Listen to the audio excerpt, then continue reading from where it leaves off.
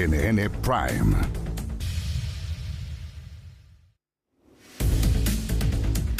Hola, ¿cómo están? Muy buenas noches. Bienvenidas, bienvenidos a CNN Prime. Este es un CNN Prime especial porque a las 8:45 vamos a dar paso a una entrevista exclusiva con la presidenta de la Corte Suprema, Gloria Ana Chevesic. Su primera entrevista y la concede a CNN Chile.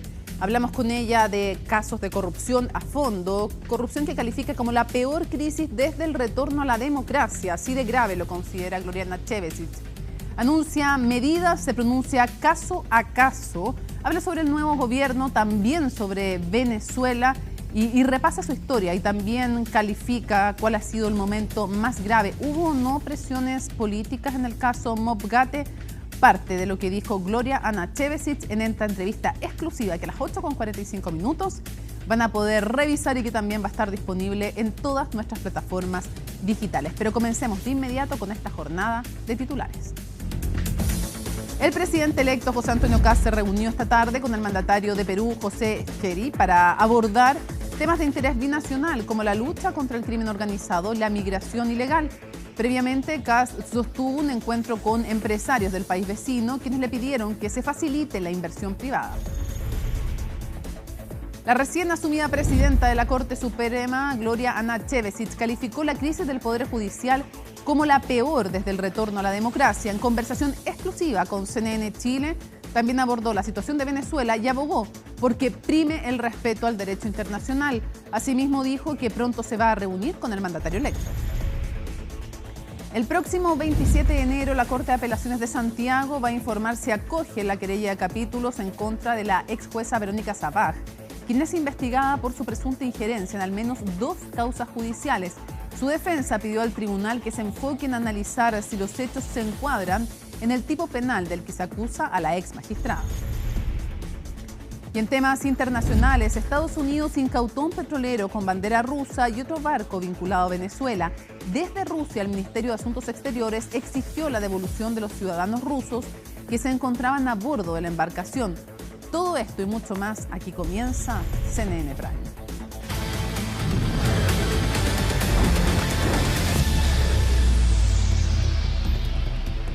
Bueno, comienza a analizarse a raíz de que febrero es momento de periodo de receso legislativo y comienzan a analizarse todas aquellas iniciativas que la verdad es que no van a poder ser cubiertas en este periodo. Entonces hay una discusión importante, interesante y de todo ello nos cuenta Francisca Cárdenas desde el Congreso Nacional. Qué gusto, Francisca. ¿Cómo estás? Buenas noches. Hola, ¿qué tal? ¿Cómo Hola. estás? Muy buenas noches y varias reacciones en lo que es una agenda de aceleración de proyectos por parte del Ejecutivo para que se puedan tramitar rápidamente en lo que queda, digamos, de mes de enero, solamente este mes de trabajo legislativo para ya pasar a todo lo que es el receso en febrero y luego a marzo, que se va a ver la nueva distribución de nuevas fuerzas políticas de distintos diputados nuevos que van a llegar al Congreso, también senadores, y que va a ser más difícil, dicen parlamentarios del oficialismo, poder tramitar y despachar a ley proyectos simbólicos que eran parte del programa y son parte del programa del presidente Gabriel Boric y también de las promesas de campaña, como por ejemplo el proyecto de ley de eutanasia, también el proyecto de aborto legal, que es uno de los proyectos que se ha ingresado con distintas indicaciones por parte del Ejecutivo durante este año, las indicaciones nuevas, también lo que es el proyecto de ley de eutanasia, que ayer estaba como segundo punto de la tabla, pero se extendió muchísimo la discusión del primer punto de la tabla del Senado, que era la reforma del sistema político, que es otro de los proyectos también que el Ejecutivo está tratando de acelerar. Recordemos que hay dos, proyectos de reforma al sistema político, uno de los senadores, otro del Ejecutivo, que es complementario al de los senadores. Eso se extendió y la misma ministra de la SECPRES, Macarena Lobos, acusó maniobras dilatorias para no ver la ley de eutanasia que busca justamente el derecho a tener una muerte asistida para enfermedades terminales graves y ya sea un sufrimiento físico o psíquico intenso. Así que eso es parte de lo que se dio ayer, la discusión. Hay algunos parlamentarios que dicen que tienen la esperanza de que este proyecto puede llegar a ley y se puede ser despachado a ley durante el mes de enero. Otros dicen que no, que va a quedar para marzo y que ahí no existiría posibilidad de que se pueda despachar a ley por parte de las nuevas fuerzas políticas. Así que pasemos a escuchar parte de lo que fueron las reacciones, pero primero lo que dijo la ministra Macarena Lobos durante esta semana en medio de distintas tramitaciones y discusiones en el Congreso. Para nosotros el proyecto de eutanasia es prioridad, tal como lo ha dicho el presidente Boric, y nosotros insistiremos y lamentamos que hayan habido maniobras dilatorias para efecto de que no empezáramos el debate de este segundo proyecto. Ingresaremos discusión inmediata al proyecto de eutanasia con el fin de que quede en primer lugar de la tabla la próxima semana. Bueno, hay parte de lo que dijo la ministra, se buscó dilatar esta conversación porque no se discutió la ley de eutanasia, que era el segundo punto de la tabla, así que el gobierno le va a poner suma urgencia nuevamente para ya la próxima semana quede como primer punto de la tabla. Ayer había varios proyectos polémicos, también el tercer punto de la tabla era un proyecto que busca beneficiar a presos de Punta Peuco, que es un parte también de lo que se puso dentro de la lista y de la tabla para discutir y que varios parlamentarios del oficialismo también criticaban, así como otros proyectos también que hay en materia de seguridad que se van a intentar acelerar también por parte del Ejecutivo. ¿Qué pasa, por ejemplo, con las reglas de uso de la fuerza? Un proyecto que sigue en comisión, que ha estado y ha sido extendida su discusión por varios meses y ha sido parte de los proyectos más difíciles de todo este periodo legislativo por parte no solamente de la oposición, con ciertos puntos técnicos en cuanto a los principios para tener reglas de uso de la fuerza para las policías y para las Fuerzas Armadas, la proporcionalidad, por ejemplo, la racionalidad, que son los puntos más polémicos, y por otro lado, la postura también del Partido Comunista en torno a la protección de los derechos humanos. Escuchemos entonces de parte de algunas reacciones políticas de durante la jornada en torno a la tramitación de todos estos proyectos de manera también acelerada que se busca no solamente por parte del Ejecutivo, sino que también por parte de algunos parlamentarios. Hay muchos proyectos que son relevantes. Yo también agregaría a esto la negociación ramal que ya ingresó. O sea, hay muchos proyectos que no van a ver la luz ahora, pero es importante empezar el debate, empezar a discutirlo acá, pero sin duda hay que priorizar. Yo creo que es muy importante que estemos avanzando, por ejemplo, con proyectos de educación. Ayer aprobamos ya un proyecto de ley que tiene que ver con la educación pública, que es una preocupación central de la ciudadanía hoy día, pero vamos a tener que establecer prioridades. No vamos a poder aprobar todo en enero antes que termine el periodo legislativo. Mire, yo tengo la impresión que el foco de la agenda legislativa va a estar puesta en las prioridades urgentes de los chilenos, que son sacar adelante la ley de inteligencia, sacar adelante lo que tiene que ver con probablemente reglas de uso de la fuerza, sería bueno que lo dejáramos resuelto, el fortalecimiento del Ministerio Público, también lo que significa la reforma constitucional que han ingresado en el tema gendarmería. Entonces yo entiendo que todos los sectores políticos tengan pretensiones de proyectos de ley que se tienen que discutir, pero acá el foco tiene que estar puesto en las prioridades de los chilenos. Bueno, hay parte entonces de las reacciones, vamos a quedar muy atentos. También hay otros proyectos, Sala Cuna Universal, todo lo que tiene que ver con el FES, el nuevo financiamiento de la educación superior, que es parte también de uno de los proyectos clave que ha estado durante esta jornada acá en el Congreso. También lo ha hecho el ministro de Educación, Nicolás Grau, ha estado ahí conversando con los parlamentarios para ver, y le decía, por ejemplo, durante esta jornada al senador Rojo Edwards si estaba dispuesto a legislar, si ellos estaban dispuestos a legislar como oposición. Así que así y otros también que se van a ir viendo durante los próximos días en las distintas comisiones para acelerar su tramitación en el Congreso. Muchísimas gracias a Francisca desde el Congreso Nacional. Reajuste del sector público y el FES tensionan las relaciones con el gobierno electo. Parlamentarios de oposición acusan que no existe financiamiento para las iniciativas y si avanzan como están, se tendrían que hacer recortes a beneficios sociales. Natalia Muñoz tiene los detalles. No son solo los 129 artículos con normativa de amarre los que complican a la ley de reajuste al sector público. También el costo fiscal de 1.700 millones de dólares, que no se provisionó completamente en el presupuesto de este año y en la negociación con los funcionarios a contrata. Cuando discutimos la ley de presupuesto, nosotros hicimos esta advertencia. El gobierno hizo caso omiso a esta discusión, porque el gobierno hoy día presenta una ley de reajuste para que la gente se haga una idea en números de 1.700 millones de dólares más o menos, que es el costo total. De eso el gobierno guardó para pagar el reajuste del año 2026 solo 660 millones de dólares. Nosotros estamos discutiendo el reajuste del sector público que a todas luces está desfinanciado. Nosotros se lo dijimos en la discusión del presupuesto al ministro, tuvimos un altercado, acuérdate que le rechazamos el presupuesto porque él no quiso transparentar. Nosotros decimos, bueno, ¿de dónde los va a sacar el gobierno? Pero resulta que es el próximo gobierno. Faltarían más de 1.100 millones de dólares. Si hubiera que reasignar recursos de otra área, el monto corresponde a cerca del 60% de lo que se paga en gratuidad universitaria. ¿Qué se recortaría? Es un cálculo que deberá hacer el gobierno entrante. El costo político lo asume un gobierno nuevo. Para la opinión pública el Estado es continuo y por lo tanto el problema que hay y lo que nosotros reclamamos acá es la falta de seriedad.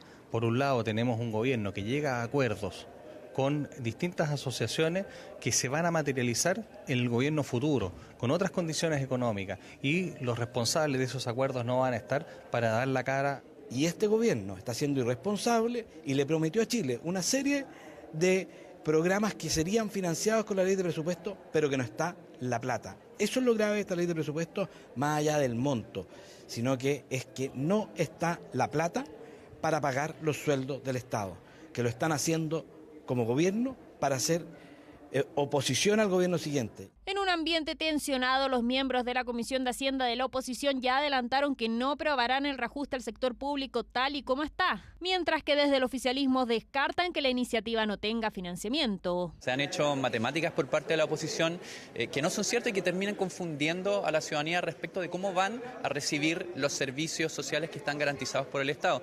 Se dice que el reajuste no está financiado, esto es falso. Se provisionaron durante la ley de presupuesto 2,6 billones para hacer frente a un reajuste que cuesta 1,6 billones. El ministro Grau ha explicado el tema del financiamiento. Yo creo que lo que pretende la derecha más bien tiene que ver con adelantar el cumplimiento de sus previsiones programáticas respecto de ciertos recortes en áreas sensibles, y creo que en el fondo pueden ser parches de artillería. Otro proyecto con polémica en sus recursos es el que reemplaza al CAE, el Fondo de Financiamiento de la Educación Superior, FES, que tuvo nuevas advertencias por parte del Consejo Fiscal Autónomo respecto a un efecto fiscal deficitario a largo plazo. En total, el efecto sobre la línea, es decir, diferencia entre ingresos y gastos que impactan el patrimonio neto del gobierno central, es deficitaria. Es decir, nuestro mensaje acá es, si miramos exclusivamente el mecanismo que se está proponiendo, es un mecanismo que es deficitario, tal como actualmente está planteado, debiese considerarse sobre la línea. Según el informe financiero, el desembolso del FES más las condonaciones a los actuales deudores del CAE suman más de 1.112 millones de dólares en su primer año. Es decir, recursos que equivalen al 69% del presupuesto de Carabineros el año pasado. El CAE hoy día le está significando al fisco cerca de 1 billón de pesos, ¿ya? O sea, 1 millón de millones de pesos, que está bien lejos de los 361.000 millones que implicaría incluyendo el gasto de operación del sistema. El FES tiene muy complicado su avance y el reajuste al sector público ya está trazado en tramitación.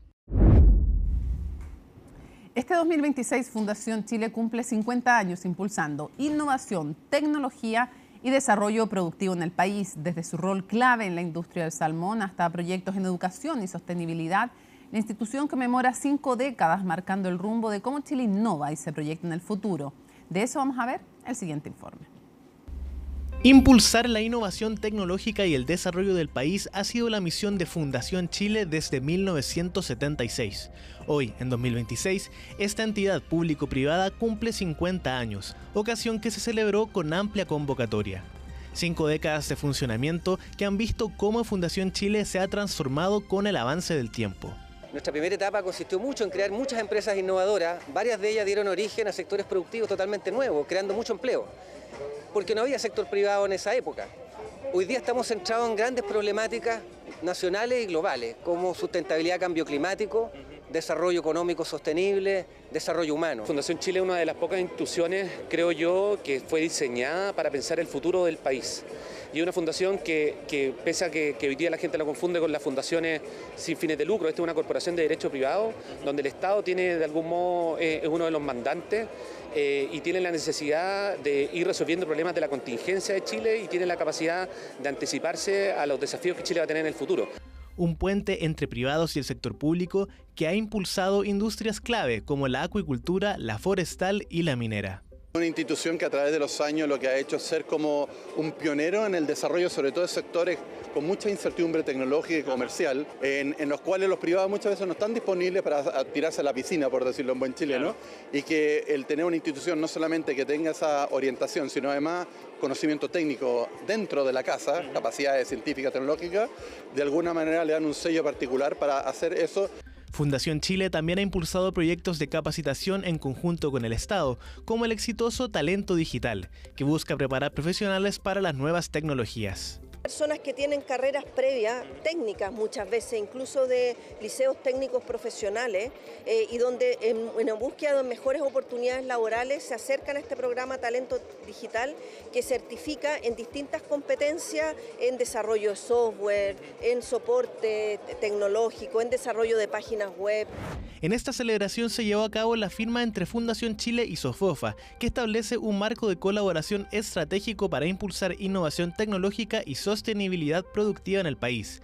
Esto se articulará a través de la plataforma Chile-Finlandia. Este acuerdo que entre Sofofa y Fundación Chile y Finlandia, plataforma Piración, tiene sus raíces. Ha sido una colaboración anterior, también ahora se toma una forma más firme. Muy feliz que tenemos este. De esta colaboración pública-privada, instituciones como Sofofa también son fundamentales para sumarse a estas iniciativas, y dado el contexto que necesitamos un país que dé certeza, que tengamos permisos más ágiles, fuimos a buscar dónde estaban la mejor evidencia, dónde estaban los mejores estándares. Finlandia tiene gran parte de esos estándares. Iniciativas que se sitúan en el contexto de nuevos desafíos para las próximas décadas. Tiene que seguir aterrizando en regiones. Hoy día tenemos un centro en Magallanes, estamos consolidando nuestra presencia en Antofagasta, tenemos actividades en Iquique y en Coquimbo. Se necesita tener una relación multilateral mucho más fuerte.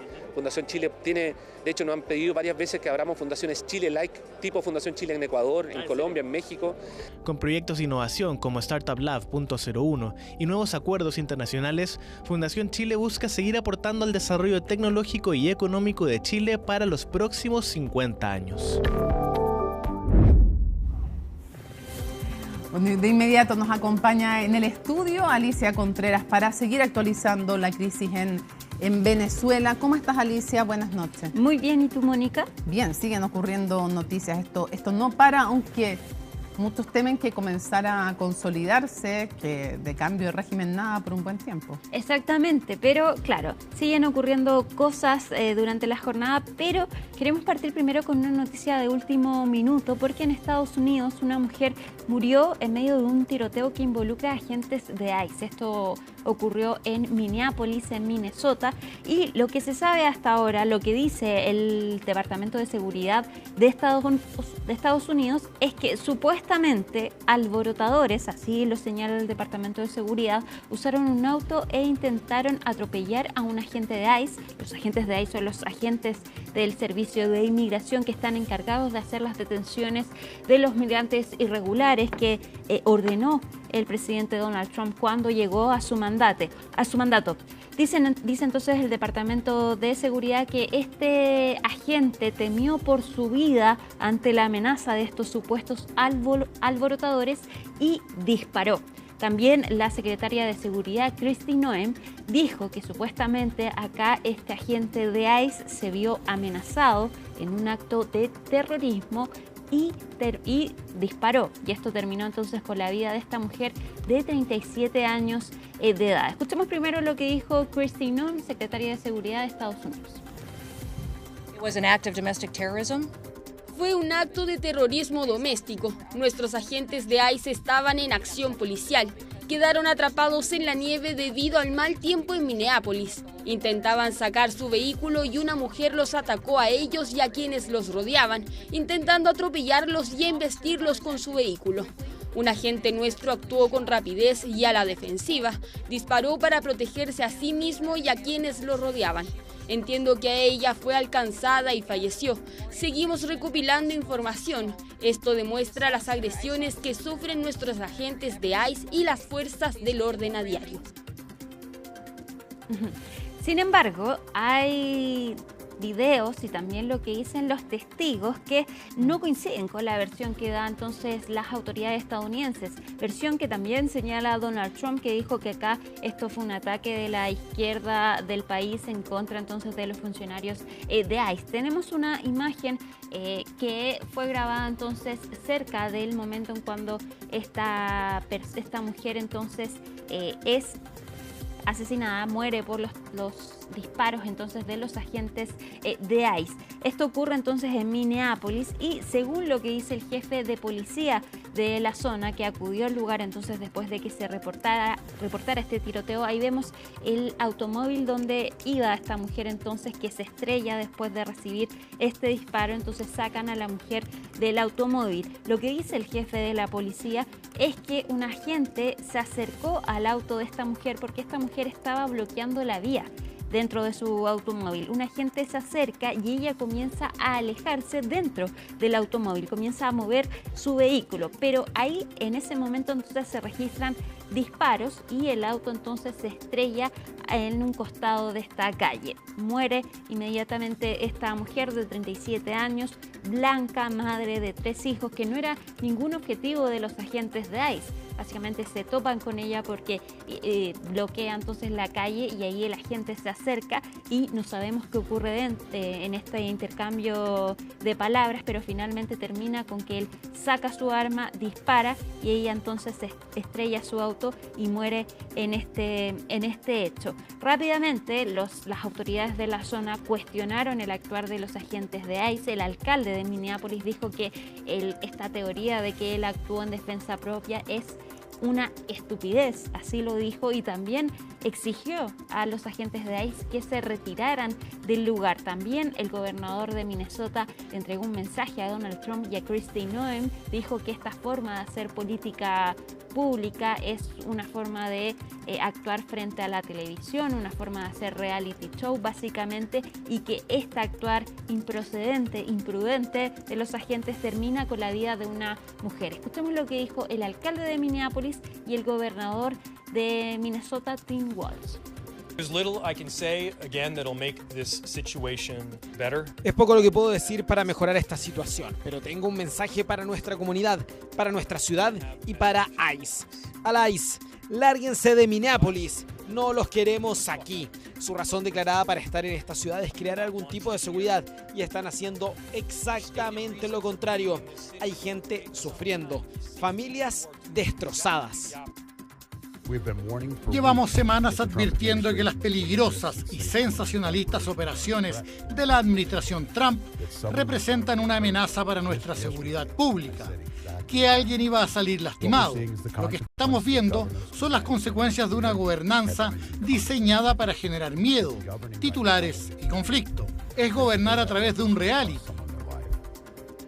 Se están registrando manifestaciones en Minnesota, entonces después de este hecho, una mujer entonces muere tras los disparos de un agente de ICE. Hay que ver cómo se desarrolla esta situación porque, claro, podría derivar en manifestaciones ciudadanas y no hay que olvidar que ahí también la zona es gobernada por autoridades demócratas que se oponen entonces a las políticas de Donald Trump.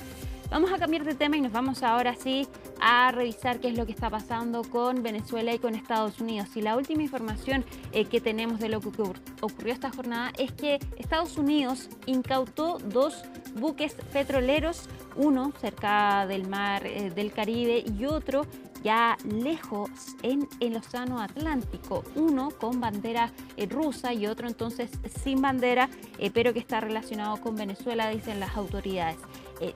Incauta estos 2 buques petroleros después entonces de la decisión que fue antes de este ataque a Venezuela de incautar los barcos sancionados entonces que lleven petróleo, pero además, dado que uno de ellos tenía bandera rusa, rápidamente desde Rusia cuestionaron esta acción y también exigieron entonces la devolución de este barco y de las personas que estaban en este petrolero. Esto ocurrió además después de que anoche Donald Trump también dijera que Venezuela va a enviar millones de barriles de petróleo a su país y de hecho hoy en la tarde también dijo que Venezuela le va a comprar todo a Estados Unidos. Veamos el informe de José Levi. Han sido momentos tensos en el norte del Océano Atlántico cuando las fuerzas estadounidenses abordaron el buque petrolero Vela 1 que se encontraba a 300 kilómetros aproximadamente al sur de Islandia. Esto cuando había una presencia aparentemente en la zona de un submarino, de otras naves rusas, y esto cuando también había presencia de aviones de reconocimiento, de aviones de ataque, especialmente de Estados Unidos, también del Reino Unido. Esto cuando hablamos de un buque petrolero que ya hace unas semanas intentó interceptar Estados Unidos, esta vez en la zona del Caribe, bastante más cerca de Venezuela, pero este barco logró dar media vuelta y huir de la flota estadounidense.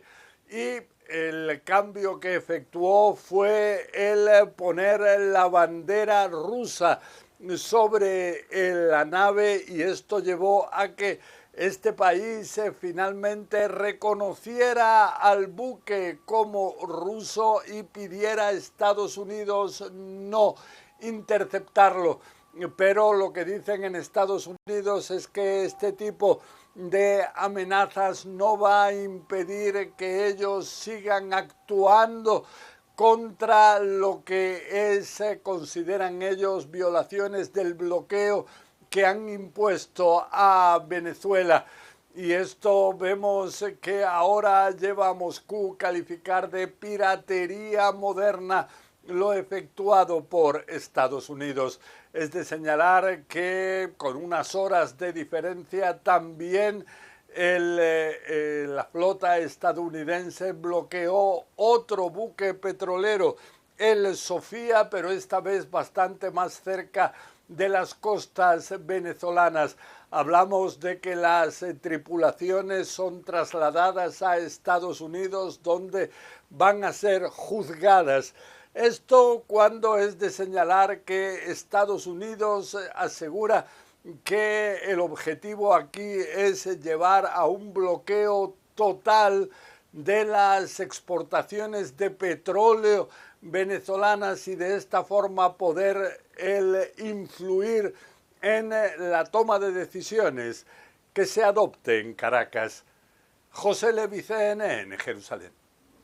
La empresa de petróleos de Venezuela dijo que está negociando entonces un acuerdo con Estados Unidos. Donald Trump dice que Venezuela va a comprar solo productos fabricados en Estados Unidos con los ingresos de este acuerdo petrolero. Mientras tanto, Marco Rubio, secretario de Estado de Estados Unidos, dijo que el plan para Venezuela se va a hacer en 3 etapas. Primero, la estabilización del país con estos acuerdos sobre el petróleo, la recuperación del país y después la etapa de transición. Escuchamos lo que dijo Marco Rubio. El primer paso es estabilizar el país. No queremos que caiga en el caos. Parte de esa estabilización y la razón por la que entendemos y creemos que tenemos la mayor influencia posible es nuestra cuarentena petrolera. Como han visto hoy, 2 barcos más fueron incautados. La segunda fase será la que llamamos recuperación y consiste en garantizar que las empresas estadounidenses, occidentales y de otras partes tengan acceso al mercado venezolano. Al mismo tiempo, hay que empezar a impulsar el proceso de reconciliación a nivel nacional en Venezuela, para que las fuerzas de la oposición puedan ser amnistiadas y liberadas de las cárceles o repatriadas al país y comenzar a reconstruir la sociedad civil. Luego, la tercera fase, por supuesto, será de transición. El secretario de Estado tuvo que ir a informar al Congreso respecto de este ataque en Venezuela. También se le preguntó por Groenlandia, el interés de Donald Trump, y dijo que, bueno, desde el inicio Donald Trump ha dicho que quiere hacerse parte de este territorio, ya sea comprarlo o militarmente, que esa opción no se descarta.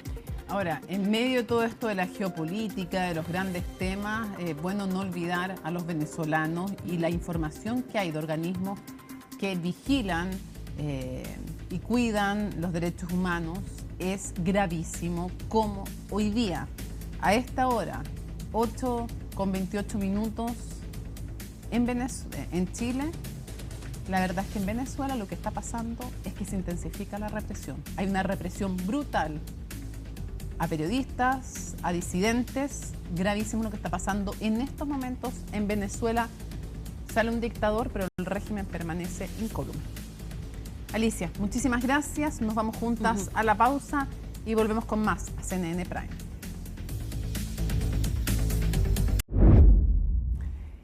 En su tercer viaje al exterior desde que ganó las elecciones presidenciales, el presidente electo, José Antonio Kast, se reunió esta tarde con el presidente de Perú.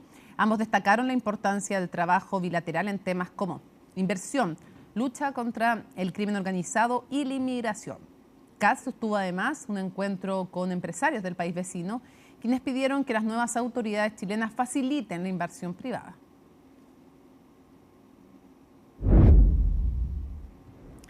Bueno, y en medio de las conversaciones que lleva adelante la oficina del presidente electo para conformar el gabinete, figuras de Chile Vamos, que han ocupado cargos ministeriales, salieron a respaldar nombres que por estos días han tomado fuerza para llegar al Ejecutivo. Los aludidos, por su parte, aseguran que les corresponde a José Antonio Kast dar a conocer esa información. Colomba Eichholz nos entrega los detalles.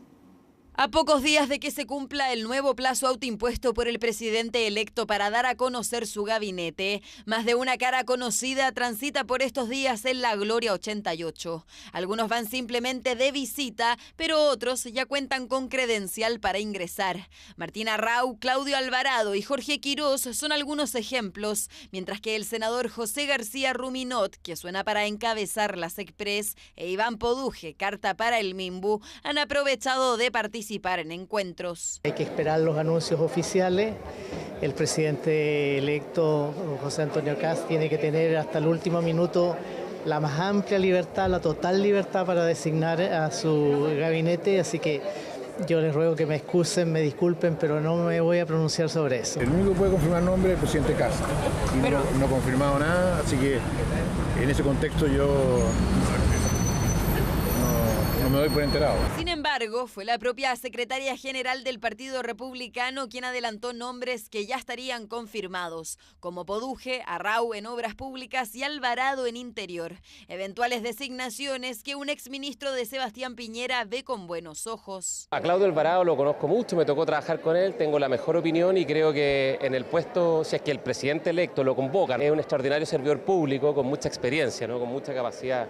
Martín Arrau también me tocó conocerlo, fue intendente en la región del Ñuble, también muy destacado servidor público, así que es gente preparada, gente capacitada. Capacidad que en el sector también creen que tiene el empresario y gerente general de Quiñenco, Francisco Pérez Maquena, para liderar la Cancillería, pese a los cuestionamientos que ha hecho el oficialismo a su perfil. Hay que esperar a que el presidente electo decida quiénes van a ser. Ojalá las personas que ingresen al gabinete sean de la talla que tiene Francisco Pérez y ojalá gente como él y muchos otros estén dispuestos a colaborar en el servicio público. Así que no me voy a referir a las designaciones que pueda hacer el presidente porque no las conozco. Como tampoco se conoce el nombre de quien asumirá una de las carteras más relevantes para el próximo gobierno, Seguridad Pública. Si bien se hablaba del ex candidato presidencial Johannes Kaiser, la idea se ha diluido en el último tiempo. Con todo, la presencia de los libertarios en el gabinete aún podría ser una opción, y en ese contexto el diputado entregó un listado de nombres que estarían disponibles. Quizás esos nombres existen y simplemente se han reservado de mejor manera esos nombres. La verdad es que, insisto, vuelvo a lo mismo. Tenemos que esperar. Si hay un tema especialmente relevante para nosotros, ustedes lo sabrán, es seguridad, es la reactivación económica y eso obviamente que es uno de las principales ocupaciones que está teniendo nuestro presidente electo. Creo que Johannes no va a ser ministro de la oficina, o sea, del presidente Kast. No va a ser ministro. No, a mí me parece que no. La verdad es que no se ha hablado del tema. A Johannes no le han ofrecido un ministerio, Johannes no ha pedido un ministerio. Como tampoco lo ha hecho José Luis Daza, quien sonaba para encabezar Hacienda o Economía. Sin embargo, esa idea ya se descartaría, pues Jorge Quirós asoma como la carta para manejar la billetera fiscal, mientras que el economista que hoy ejerce en el gobierno argentino no estaría disponible para asumir otro desafío. Para el próximo 27 de enero quedó fijada la resolución de la querella de capítulos ingresada en contra de la exministra de la Corte de Santiago, Verónica Sabaj. Según la Fiscalía, la exjueza habría revelado información privilegiada al abogado Luis Hermosilla y le habría ofrecido colaboración en la redacción de los recursos judiciales. Miguel Ángel Araya con los detalles. Tras varias semanas de postergación, este miércoles la 9ª Sala de la Corte de Apelaciones de Santiago revisó la querella de capítulos presentada por el Ministerio Público en contra de la exministra del mismo tribunal, Verónica Sabaj. La jueza, removida por el Pleno de la Corte Suprema, está siendo indagada por presuntos delitos de cohecho agravado, violación de secreto y prevaricación judicial, a raíz de sus conversaciones con el abogado Luis Hermosilla. No puedo referirme al caso en particular, por favor, pero sí la figura que establece el tema del cohecho y una figura del cohecho agravado dice relación con el empleado público que acepta para sí un beneficio o un beneficio de un tercero. Y aquí lo importante es que basta el ofrecimiento, más allá de que eso se concrete, ¿no? Y es que entre los antecedentes quedaron develados los chats entre Sabaj y Hermosilla, los que evidenciarían la supuesta ayuda de la ex jueza al jurista a través de diversas vías. Según Fiscalía, la ex ministra habría entregado asesoría jurídica y estratégica en la preparación de un eventual recurso de amparo en favor del expresidente Sebastián Piñera en el caso Dominga, como también le anticipó resoluciones de otras causas judiciales. Su defensa enfocó sus alegatos en cuestionamientos procesales y en que los hechos no serían delitos. Nosotros lo que hemos discutido básicamente es la calificación que se tiene que hacer de conductas. El hecho de que un determinado acto pueda o no ser un delito, eso le corresponde en definitiva establecerlo a los tribunales y no a la sola imputación del Ministerio Público. La causa se encuentra actualmente desformalizada, sin embargo, el Ministerio Público busca el desafuero de la exministra, ya que en caso de avanzar con la querella de capítulos, el ente persecutor podría solicitar medidas cautelares en su contra. Cuando el Ministerio Público quiera presentar acusación o solicitar medidas cautelares como la prisión preventiva, debe necesariamente cumplir con este trámite previo. La querella de capítulos únicamente versa respecto de delitos que estas personas hubieran cometido en el ejercicio de sus funciones. No existe para delitos comunes. Los favores hechos a Hermosilla serían un gesto de una supuesta reciprocidad, ya que en marzo de 2020, Verónica Sabaj le habría pedido ayuda al abogado para llegar a convertirse en ministra de la Corte de Santiago, lo que días después, en abril del 2020, se concretó. A lo menos hay en ese aspecto dos causas con rol de alzada que dan cuenta de aspectos en los cuales nosotros consideramos que hay injerencias, a lo menos indebidas, que eventualmente pueden constituir esa infracción penal. Sin perjuicio de que el tipo penal, a nuestro entender, no exige el resultado, entendemos que también hay algunos resultados, pero bueno, eso es materia propia de la investigación. La resolución del Tribunal de Alzada Capitalino se conocerá el próximo 27 de enero. Aunque sea cual sea el resultado del desafuero, este podría ser apelado ante la Corte Suprema.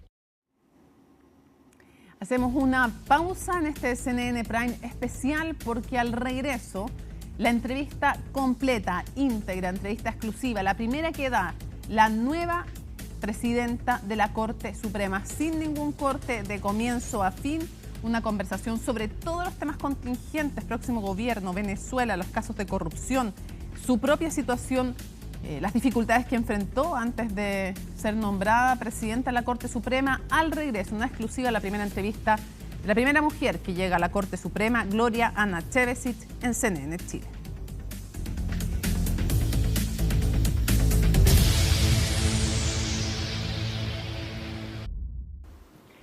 En CNN Chile tenemos el honor de la primera entrevista de la primera mujer presidenta de la Corte Suprema, la ministra Gloria Anachevesic. Ministra, muchísimas gracias por darnos la primera entrevista cuando ha asumido como presidenta al máximo tribunal de nuestro país. Bueno, yo agradezco también el interés mostrado por ti para los efectos que conversemos sobre lo que concierne al Poder Judicial, así que estoy muy agradecida.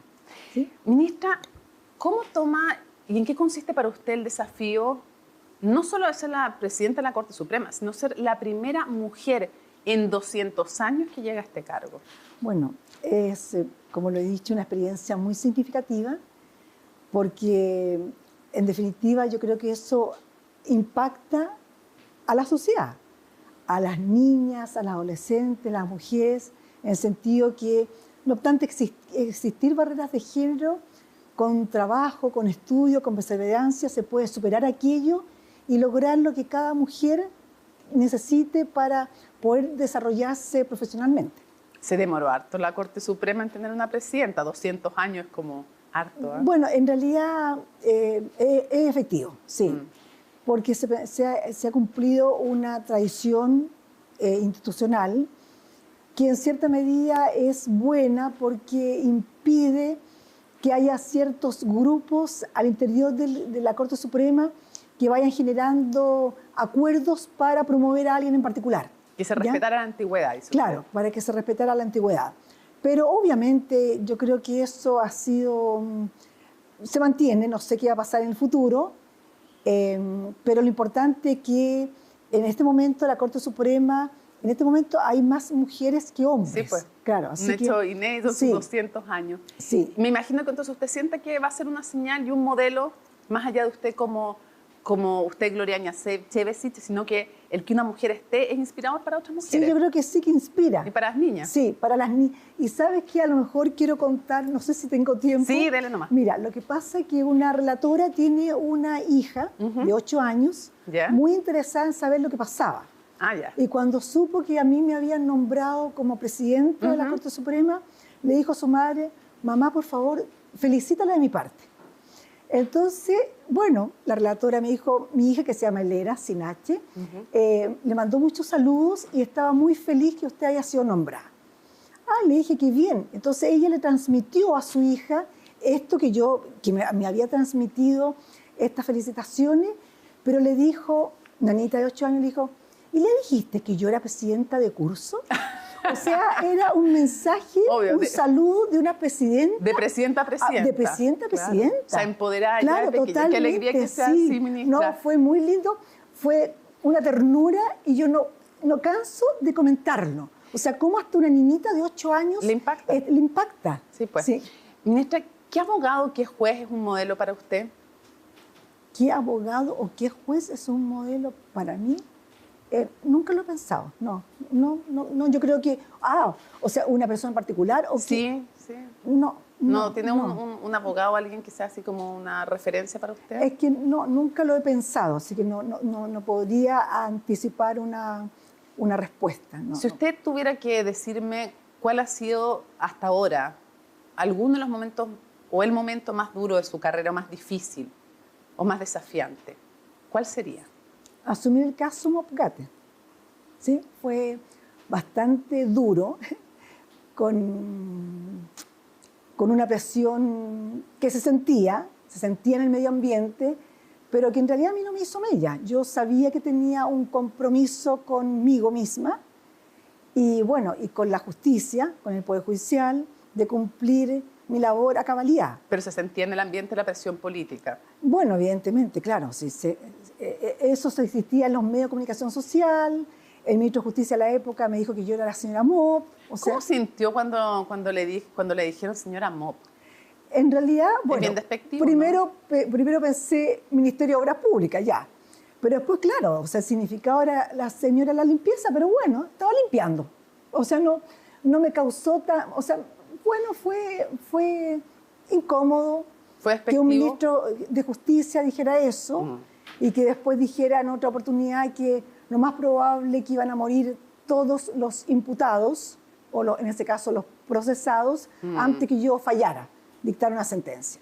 Bueno, eso no fue, eso yo empecé inmediatamente a asumir mi rol con responsabilidad. El tiempo demostró que no fue así, pues. El tiempo demostró que en realidad hice mi labor.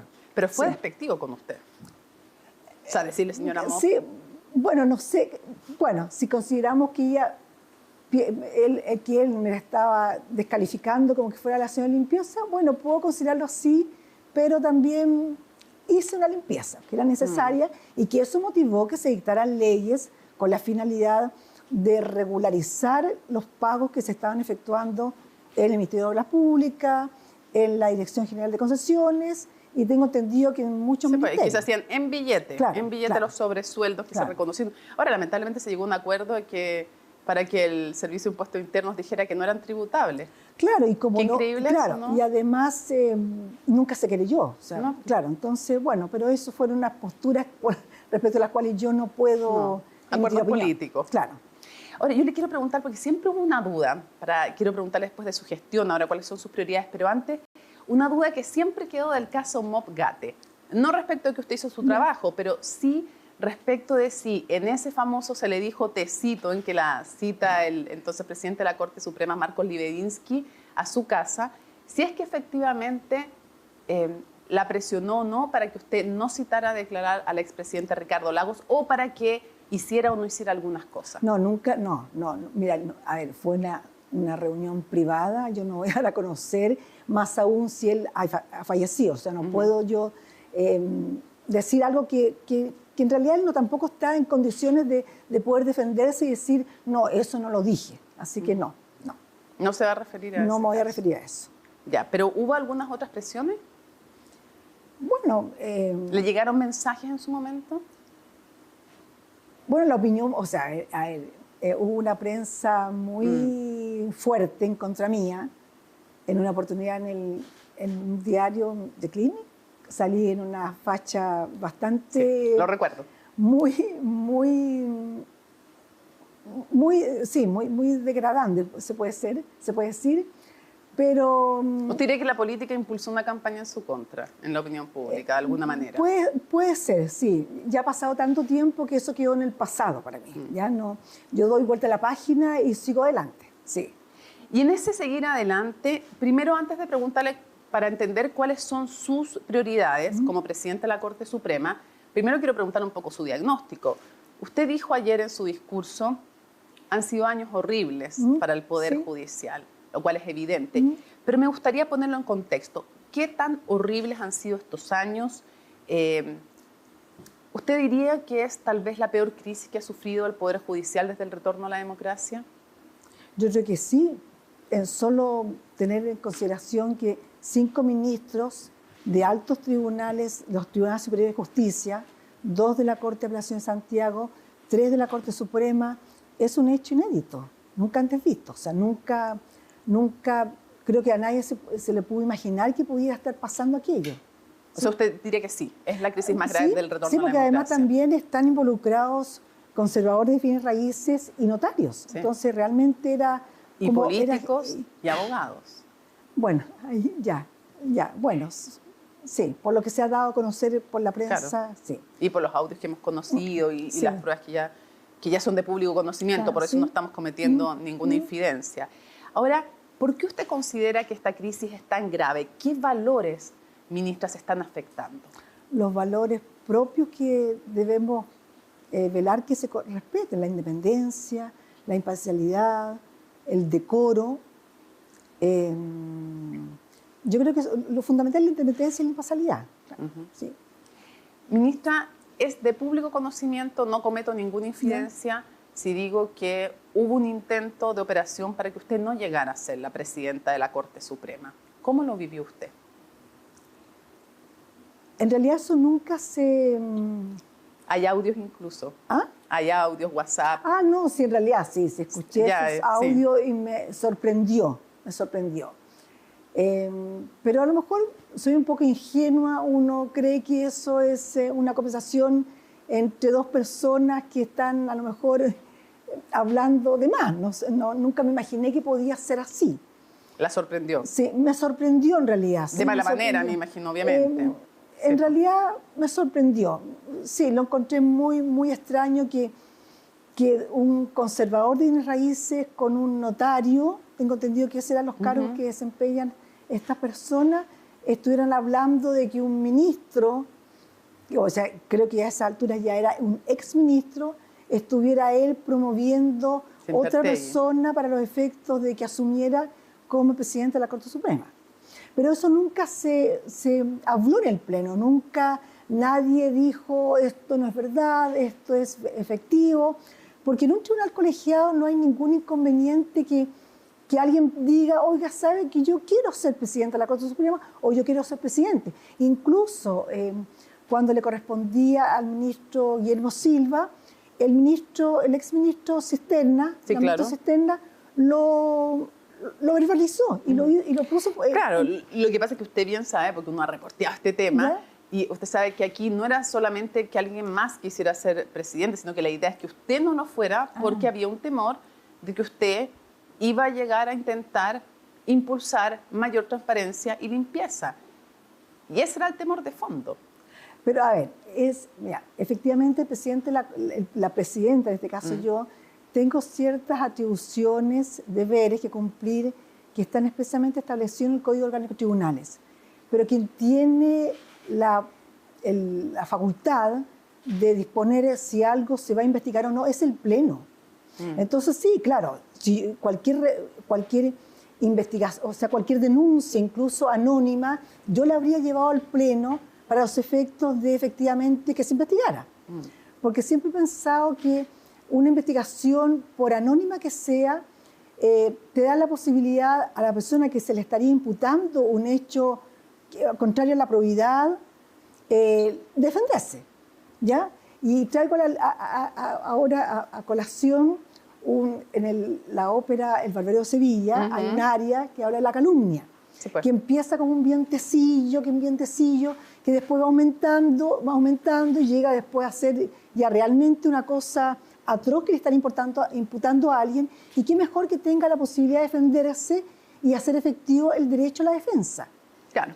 Ahora, se ha hablado mucho y también nos lo ha reporteado, ministra, que la Corte Suprema está de alguna manera dividida en dos bandos, algo que no es nuevo, digamos, ha pasado también en el pasado sobre distintos temas, pero que hay dos bandos entre los que se han resistido más a la transparencia, a las investigaciones, y quienes, como usted, yo me hago cargo de lo que estoy diciendo, han impulsado que se investigue, que se sancione y que se llegue hasta el fondo de estos casos de corrupción.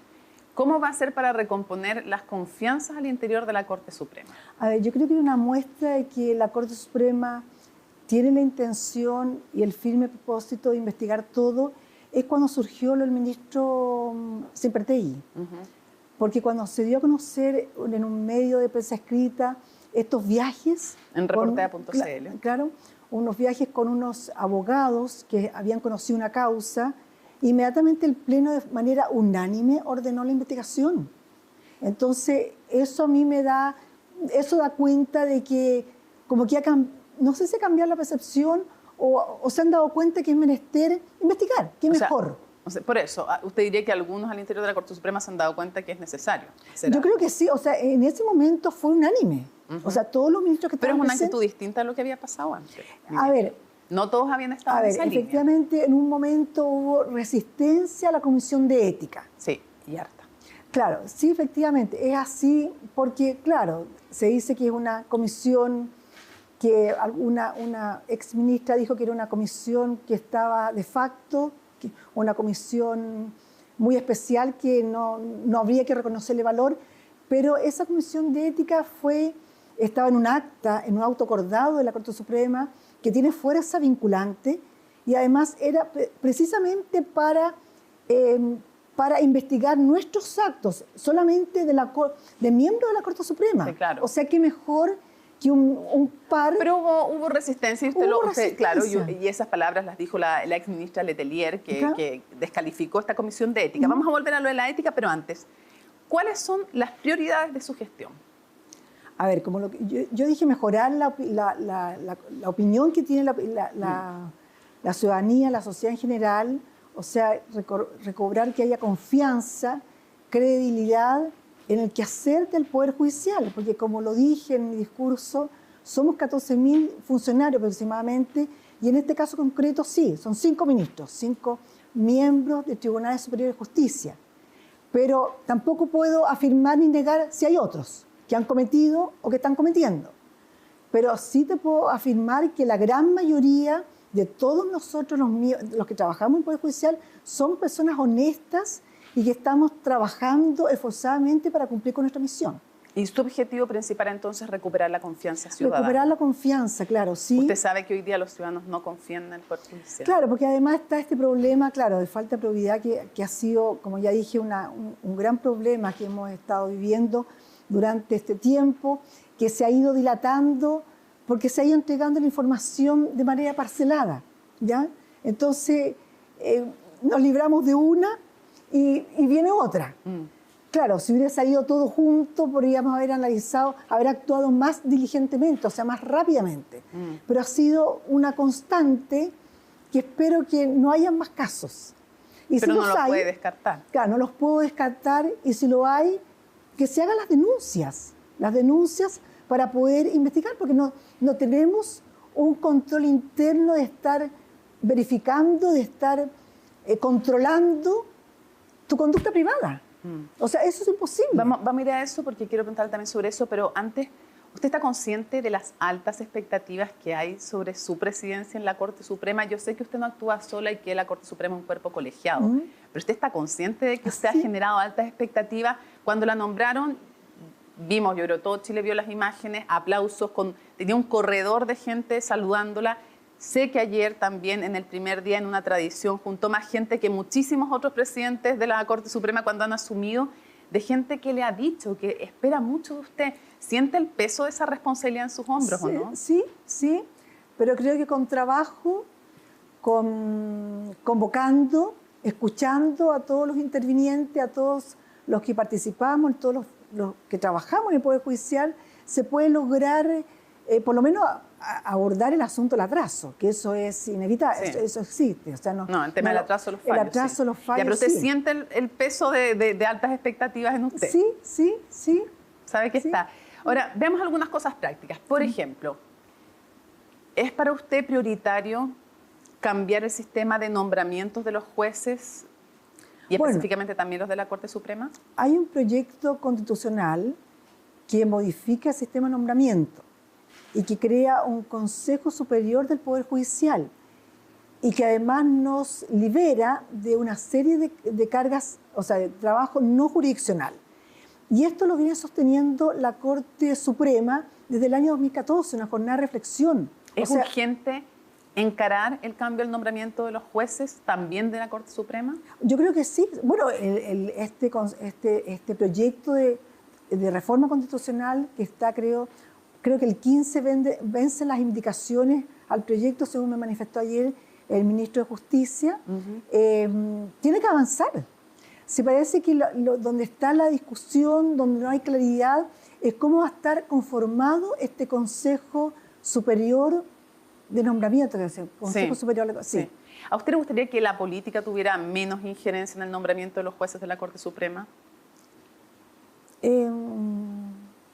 Yo creo que es bueno que haya una participación de los tres poderes del Estado, sí.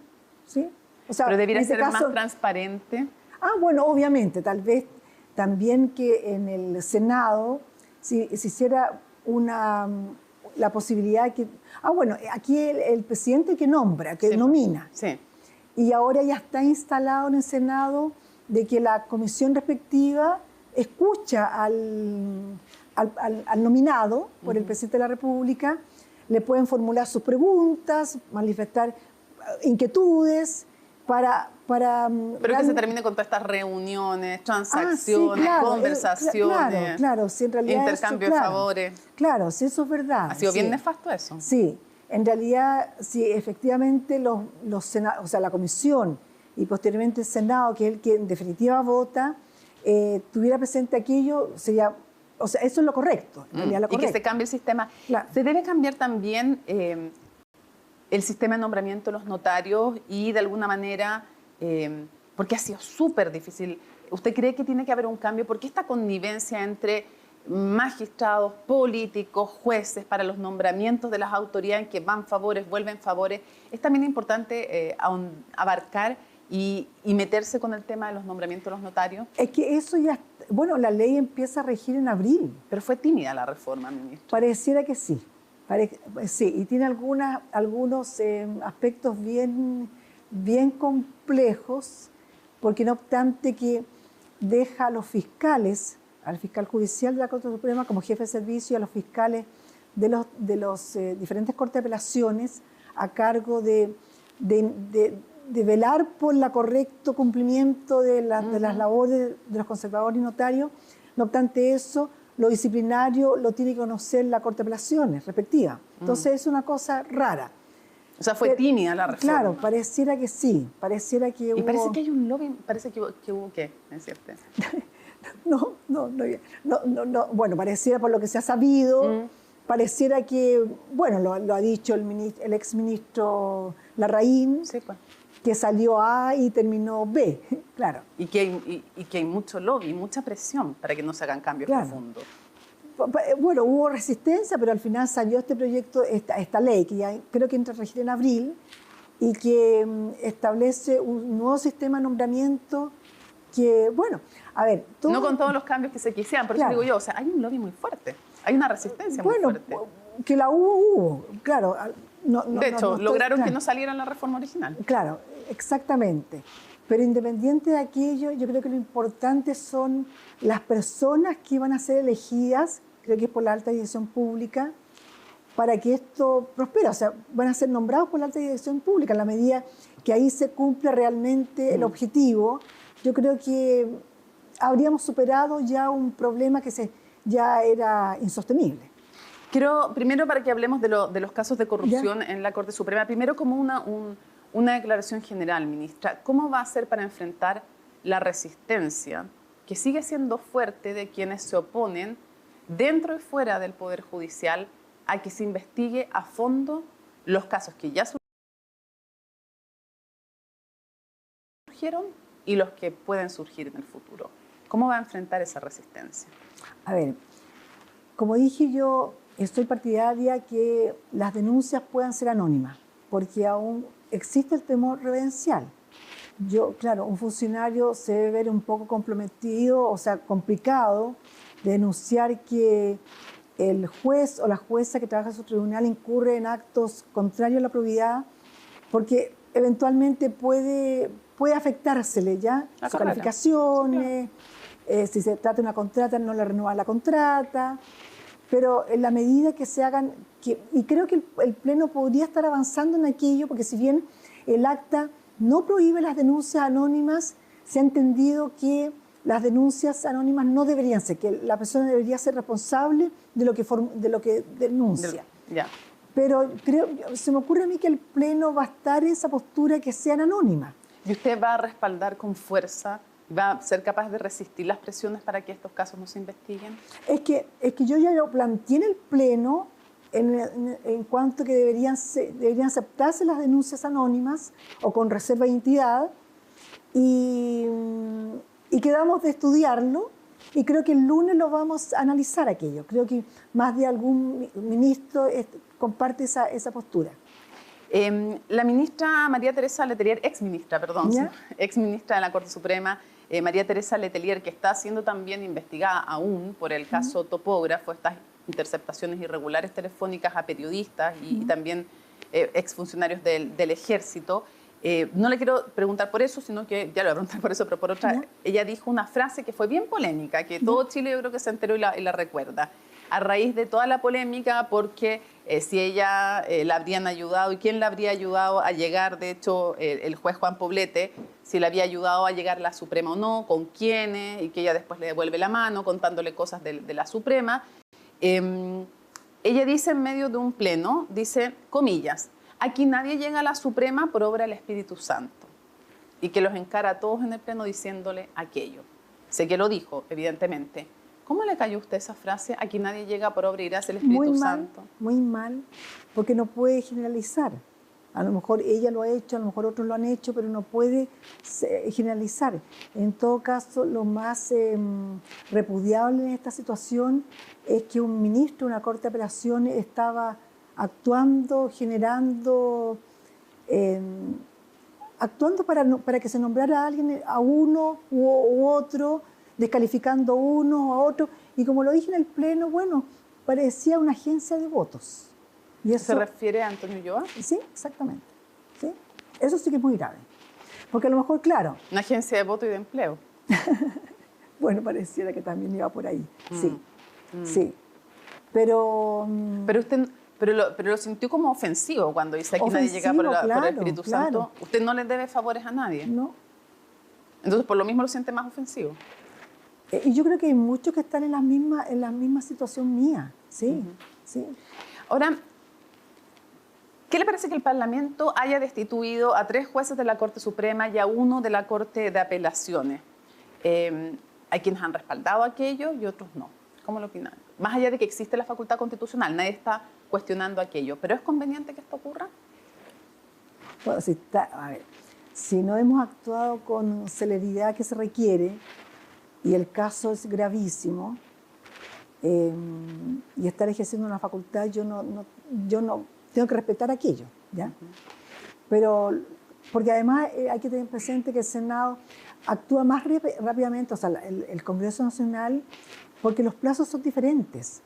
Y además el Senado actúa como jurado y por lo tanto resuelve en conciencia.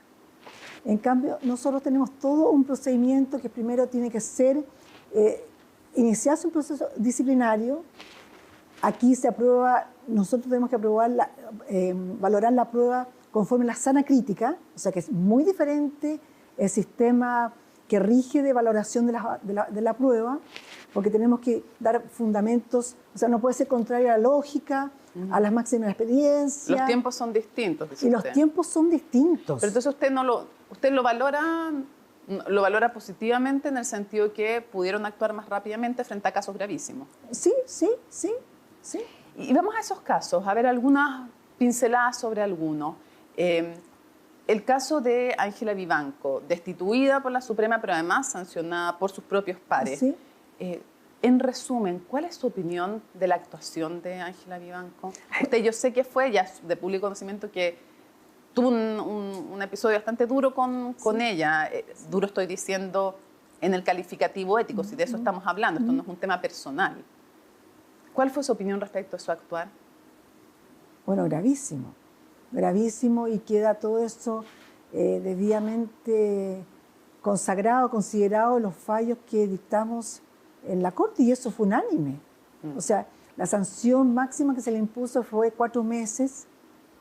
Se la sancionó, sí, y después, sí. Bueno, y después vino cuadro de remoción, sí. ¿Qué valores violó ella? ¿Ah? ¿Por qué es tan grave? ¿Qué valores, qué principios violó ella? Independencia, imparcialidad, esos son los fundamentales. Ella alega que no la escucharon bien, ella alega que no valoraron bien las pruebas, que no es efectivo lo que ustedes dicen de ella. Bueno, pero ahí está la sentencia de ambos casos, tanto de la sentencia que se pronunció respecto de la medida disciplinaria y después del cuadro de remoción. O sea, para usted efectivamente sí intervino en nombramiento, sí intervino en las composiciones de las salas, para usted eso es evidente. Sí. El caso de Antonio Ulloa fue un error que, a ver, necesito explicarlo a la gente porque la gente no tiene que necesariamente manejar esto, pero en el caso de Antonio Ulloa, que era ministro en la Corte de Apelaciones, y se ve también el caso Verónica Sabaj, otra ex ministra de la Corte de Apelaciones. En el primer caso de Sabaj, por intervenciones en nombramientos, en composiciones, en fallos, se habla de tráfico de influencias, en fin, de hartas cosas más. Y la destituyen a ella. Después viene el caso de Antonio Ulloa y se produce una división en la Corte Suprema. Son 14 los que están asistiendo, le estoy contando a la gente a esa sesión. Necesitaban 11 votos para destituirlo. Sí. Se dan 7 por dejarlo, 7 por destituirlo. Debo decir que usted estuvo por destituirlo. ¿Fue un error de la Corte Suprema no destituir a Antonio Ulloa desde su perspectiva? A ver, tanto los que estuvimos por destituirlo como los que estuvieron por no destituirlo dieron sus razones, ¿ya? Si lo importante es que en los fallos, en los votos, se den argumentos. Algunos parece que a nadie convenció el voto en contra, pero ellos sintieron que no cabía aplicar la máxima sanción para un funcionario público. ¿Pero por qué usted cree que sí había que sacarlo?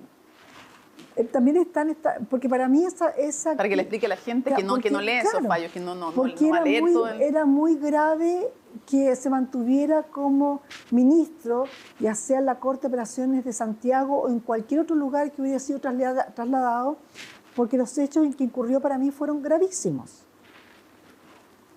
Había tráfico de influencia. Sí. Había un comportamiento indigno al cargo también. Exactamente, o sea... Uso del automóvil, además, prestándose,lo a un amigo, él lo reconoció con su pareja. Claro, piensa que cuando uno asume un cargo de la judicatura, o sea, jueza, ministro, uno jura o promete respetar la ley y la Constitución Política de la República. Sepa. Y dentro de las leyes está el Código Orgánico de Tribunales, que también nos establece ciertas conductas que no podemos nunca adoptar. Y él las violó. Y además también, claro, aunque a esa época teníamos el Código de Ética iberoamericano, no estaba vigente el actual, pero ahí también te establece la serie de principios que uno debe respetar. Y él los violó, creo que todo. Sí.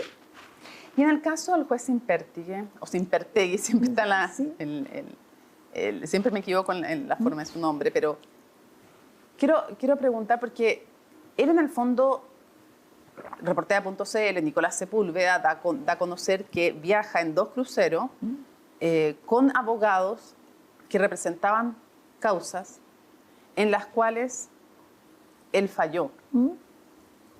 ¿Qué le parece eso, ministro? Muy grave, porque hay una norma que dice que uno no puede entrar, ya sea una causal de recusación o de implicancia que está establecida en el Código Orgánico de Tribunales, que le prohíbe entrar en esas causas.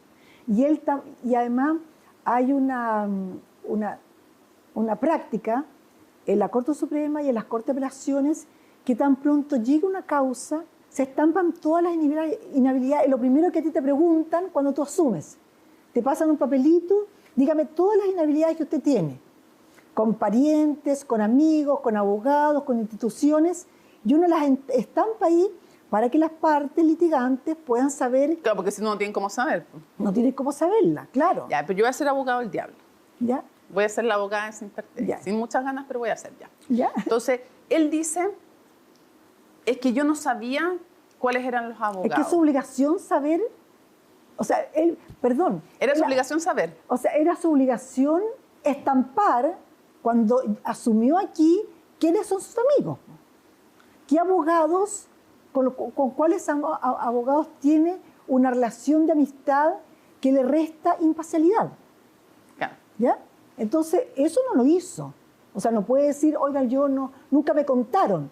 Es su obligación. O sea, él tenía que saber quiénes alegaban y además tenía que saber, él haber puesto como inhabilidad a eso. Es que él dice que no era una amistad íntima, que era una amistad social. ¿Le parece?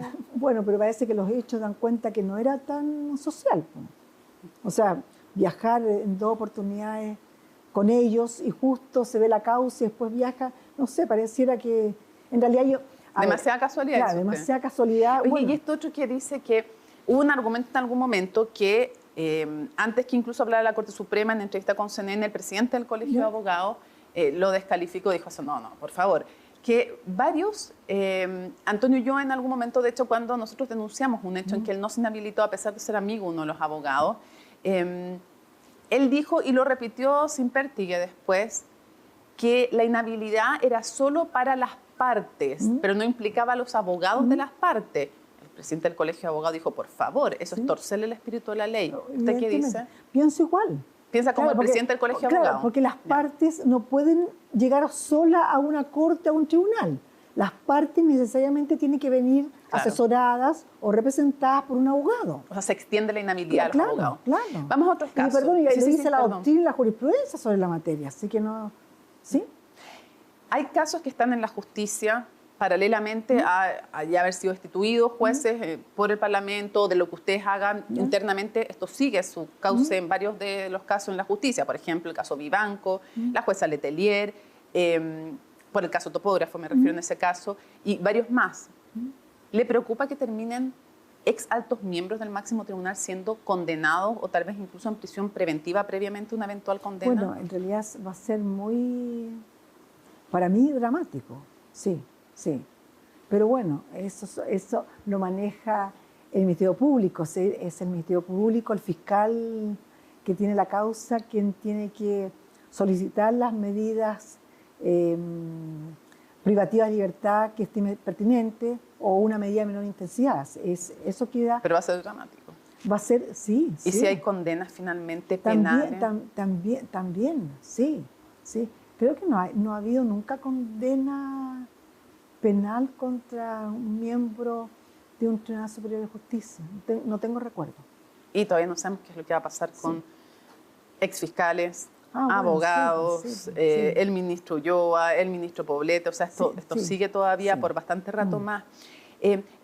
Porque estamos hablando en la mayoría de los casos de ex autoridades, pero hay una autodenuncia hecha por el ministro de la Corte Suprema, Jean-Pierre Matus, a raíz de pagos que recibió su esposa como parte de un bufete de abogados, este mismo bufete de abogados que está involucrado en el caso de la muñeca Bielorrusia, pero trabajando para el caso Dominga. La empresa Andejairon dice que son pagos por estudios en Derecho, pero él se autodenunció, pidió que en el fondo se investigara todo, porque cuál es la sospecha que se plantea en algunos artículos de prensa, que estos pagos hayan sido finalmente para influir al ministro Matus. ¿Está preocupado usted por esta situación? ¿Cuál es su opinión? Bueno, él se autodenunció y el Pleno dispuso la respectiva investigación disciplinaria que está a cargo del fiscal judicial, así que hay que esperar lo que él resuelva. O sea, lo que él tiene que concluir su investigación, si estima que hay mérito para formular cargo, va a tener que plantearlo al Pleno y bueno, y ahí el Pleno tendrá que decidir. ¿Pero la tiene preocupada esta situación, ministra? Por supuesto, claro, también es otro foco que tenemos ahí pendiente, sí. ¿Hay más casos de la Comisión de Ética que estén siendo investigados privadamente y que no conozcamos? A ver, la Comisión de Ética, cuando se aprobó el actual, o sea, la jornada de reflexión del año antes pasado, se acordó que una vez que se aprobara el nuevo Código de Ética Judicial, se derogaba la anterior acta y por lo tanto ya no existe comisión de ética. No hay comisión de ética. Ya, pero ¿hay más casos que ustedes estén preocupados que no sepamos la opinión pública? No, ¿Por ahora no, todo concluyó por la labor hecha por la comisión.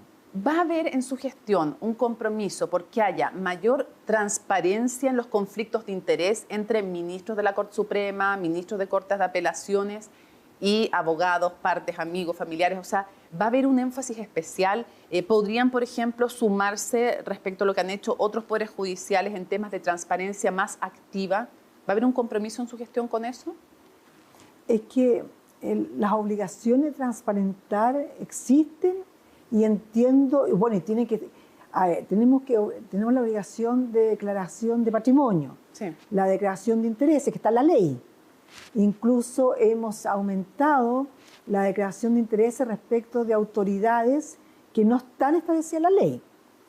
Por ejemplo, los ministros consejeros, que somos miembros del Consejo Superior de la Corporación Administrativa, también jefe de departamentos. También... ¿Usted lo va a impulsar con más fuerza, que haya más transparencia? Por ejemplo, tal vez un registro público de quienes asesoran a ministros de la Corte Suprema, por ejemplo, se me ocurre. Es que yo no me imagino que nadie asesora a ministro de la Corte Suprema, jamás he visto que eso ocurra. Sí, lo que pasa es que a raíz del caso Hermosilla nos enteramos de que habían incluso periodistas que asesoraban a algunos ministros de la Corte. Bueno, yo creo que en este momento ningún ministro es asesorado por periodistas. No. Y entonces, ¿va a haber alguna medida más de transparencia adicional a las que ya conocemos en su gestión? ¿La está estudiando para...? O sea, ahí estamos analizando cómo avanzar en aquello, pero por ahora estamos cumpliendo con la ley. ¿Pero están analizando nuevas medidas de transparencia? Claro. Pero en realidad, tenemos un Consejo de la Transparencia, que todo aquel que quiera recabar información se entrega, obviamente cumpliendo con el instructivo, con el procedimiento existente al efecto, que previamente se le da traslado a la persona afectada, al funcionario afectado, y luego la comisión resuelve. O sea, eso existe. ¿Sí? Y las otras nos enteraremos con más tiempo cuando la empiecen a analizar. Ok. Quiero preguntarle 3 cosas para ir cerrando. 2 tienen que ver con contingencia.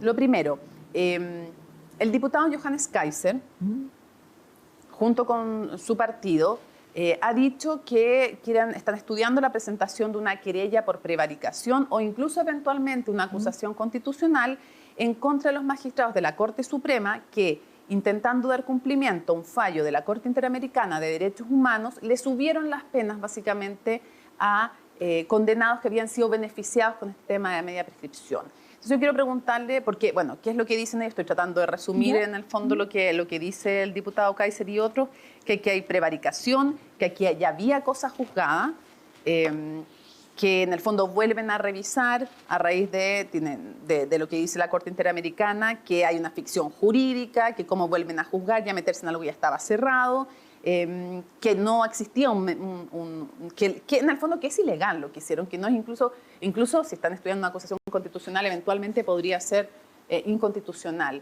¿Usted respalda la decisión de sus pares de la Corte Suprema? La Corte Suprema cumplió con su obligación, que es, valga la redundancia, dar cumplimiento a una sentencia dictada por la Corte Interamericana de Derechos Humanos, que condenó al Estado de Chile precisamente por haberse aplicado la institución de la media prescripción en varios casos a que se alude esa sentencia. Y esta obligación que tiene el Estado de Chile es a raíz de un tratado, en particular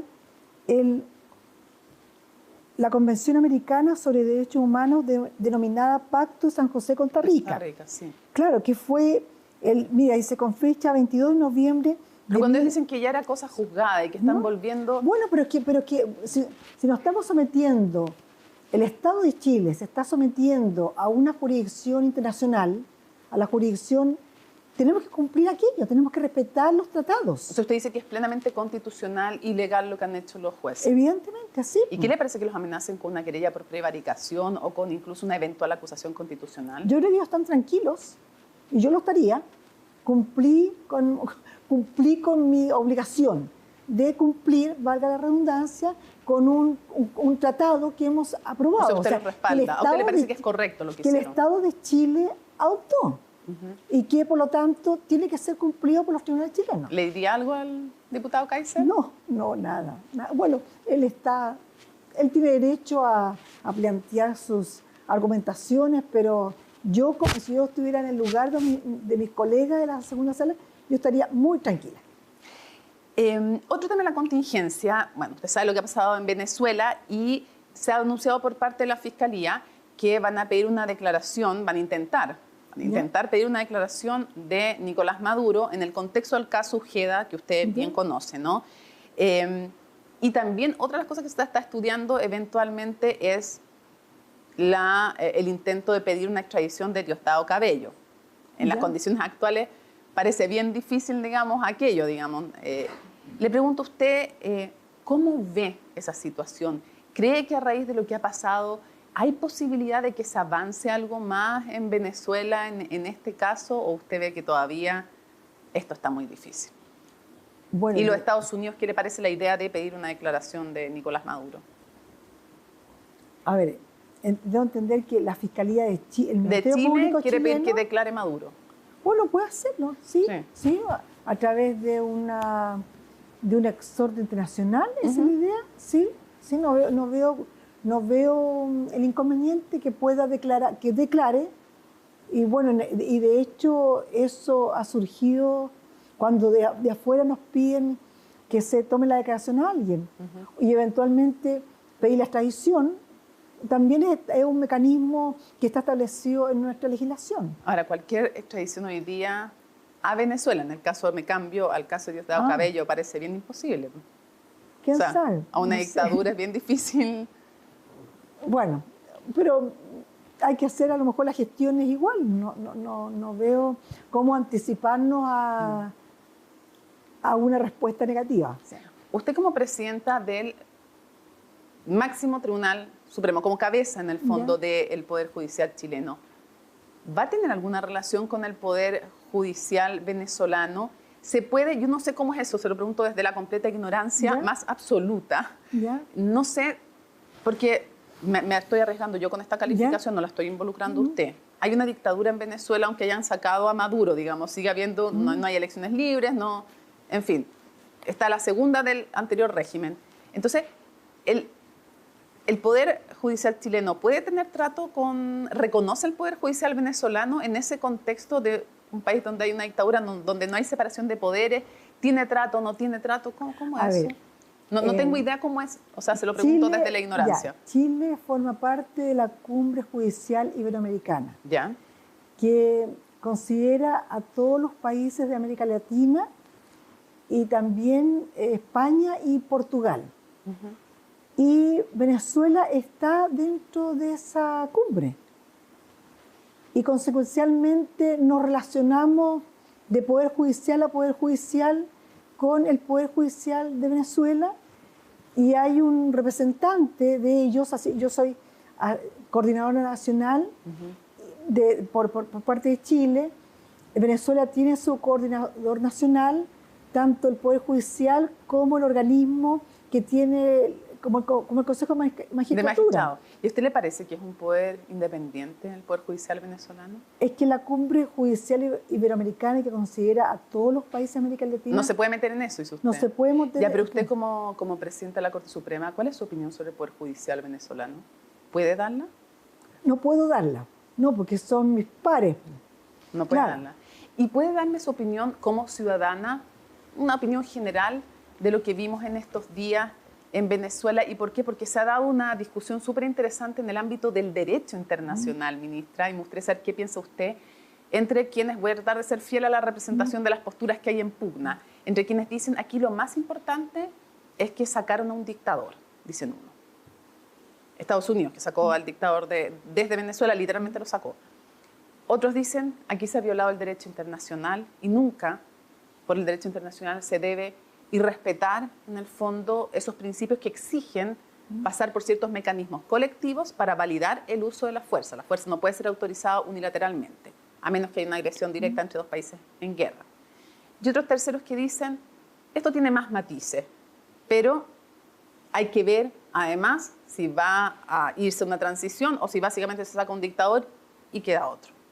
¿Cuál es su opinión como jurista del uso de la fuerza para derrocar a un dictador, que es un tema apasionante, encuentro? Yo como jueza creo que está el derecho internacional, esa es la vía, ¿sí? ¿Sí? Y hay que respetar las normas que nos damos para la convivencia pacífica de todos los países. Y ahí está regulado cómo se debe llevar a cabo las mociones en torno a lo que tú me estás planteando. Pero yo creo que el derecho internacional hay que respetarlo. Y aquí hay una violación del derecho internacional, porque no se hizo por la vía de una acción colectiva. Solo digo que hay que respetar el derecho internacional. Y finalmente, ministra, ¿qué espera usted del próximo gobierno? De su relación con el próximo gobierno. Entiendo que ya se reunió, de hecho, con el presidente electo, pero me gustaría saber... No me reunió no se todavía. reunió. No, se reunió la Contralora. Sí, La Contralora sí. se reunió, ya. No se reunió todavía con el presidente porque usted no había asumido, pues, todavía como... Claro, sí. Es verdad, ya. ¿Tiene planeado reunirse con el presidente electo José Antonio Kast? Si lo tiene planeado o no. ¿Y qué espera usted en términos generales del próximo gobierno? Obviamente que me voy a reunir con él, ¿sí? Está solicitada la audiencia. ¿Usted ya la solicitó o él la solicitó? Él la solicitó, sí. Ya. Él la solicitó, O sea, ¿se van a reunir prontamente? Sí, prontamente. Bueno, y lo que uno espera del Poder Ejecutivo, que exista respeto, que exista una comunicación amplia, efectiva, que se nos invite a conversar, porque hay muchas cosas que conciernen al Poder Judicial que es menester conversar con el gobierno de turno, como lo hemos hecho hasta ahora. Hay muchas leyes que hay que implementar, que se requiere una escucha activa. Y eso es lo que yo pretendo. O sea, además hay proyectos de ley que surgen, que las mociones del Ejecutivo, que lo que yo espero es que nos pidan un preinforme para poder conversar qué es lo mejor para efectivamente poder abordar las tareas del Poder Judicial, para poder que sea una justicia oportuna y bueno, y que no recarguen el trabajo de los tribunales sin la minuta financiera necesaria, porque realmente eso significa tener que dejar de lado otras cargas que se van acumulando. Lo que me está diciendo es que esperaría un incremento del financiamiento del Poder Judicial o no el próximo presupuesto, porque no sé si quedaron medio estrechos. No, si el presupuesto de este año fue aceptado, o sea, ya ese... Sí, pero no sé si quedaron bien o está medio corto. No, quedamos bastante bien, o sea, menos de lo que queríamos, pero bastante bien. Es importante. Pero ahí ve, ahí hay un recado que puede pasar. Pero que sea un poquito más generoso el próximo año el presupuesto para el Poder Judicial. Claro, pero que no a mitad de año nos resten de presupuesto como nos pasó el año pasado. Ya, eso va a ser una aprehensión que usted le va a manifestar al presidente electo. Claro, porque en realidad... Que no le haga un ajuste a mitad del año. Claro, porque en realidad que el Poder Judicial funcione es garantía para todos. O sea, que las instituciones funcionen es lo que corresponde en un Estado de Derecho, ¿ya? Entonces, eso es necesario. Ministra, estamos terminando esta entrevista con CNN Chile Y como es la primera mujer presidenta de la Corte Suprema, como está en la primera entrevista, además, en este cargo, que le agradecemos esa gentileza, ¿algún mensaje que quisiera darle a los chilenos y las chilenas que la están escuchando? Bueno, que deben confiar. A ver, mi trabajo y también de la Corte Suprema es recuperar la confianza, la credibilidad en el Poder Judicial, y vamos a realizar todas las acciones posibles para obtener aquello, y no solo lo concerniente a la probidad, sino en la oportunidad del fallo de las causas, que es muy importante mejorar, si es necesario, también el trato a las personas que acuden a los tribunales, y para eso, como dije en mi discurso, voy a realizar todas las acciones que estén dentro de mí, y también solicitaré al Pleno que algunas acciones las tomemos en conjunto. Disculpe, pero de lo que usted me dijo me surge una última breve pregunta. Si usted tuviera que hacer una crítica o una autocrítica, porque es parte del Poder Judicial, en este ejercicio de hablar a los chilenos, ¿en qué se ha equivocado el Poder Judicial en estos años horribles? Bueno, no es que nos hayamos equivocado, yo creo que fueron personas que se equivocaron y nos arrastraron a esta situación de falta de credibilidad, ¿ya? Tratándose de este caso los 5 miembros del Tribunal Superior de Justicia. Y yo creo que estamos en la justicia... ¿Pero les faltó proactividad en un primer momento, rapidez o dureza? Bueno, se iniciaron sumarios. Y claro, como dije, los términos son muy diferentes a los que tiene el Congreso Nacional. Tenemos un reglamento que nos dimos precisamente para respetar el derecho a la defensa. Y para eso, bueno, hay que dar plazos para que contesten, abrir términos probatorios, ejercer el derecho a apelar. Entonces eso, claro, eso fue hilatando, tal vez, no actuamos tan rápidamente, pero son plazos que nos tenemos que ver, porque somos Tribunal de Justicia, ¿ya? Ministra, le quiero desear una buena presidencia y le quiero agradecer especialmente esta entrevista con CNN Chile, con agenda abierta en todos los temas. Muchísimas gracias, magistrada. Muchas gracias a ti también, Mónica. Sí. Y a ustedes, por supuesto, sigan en compañía de CNN Chile.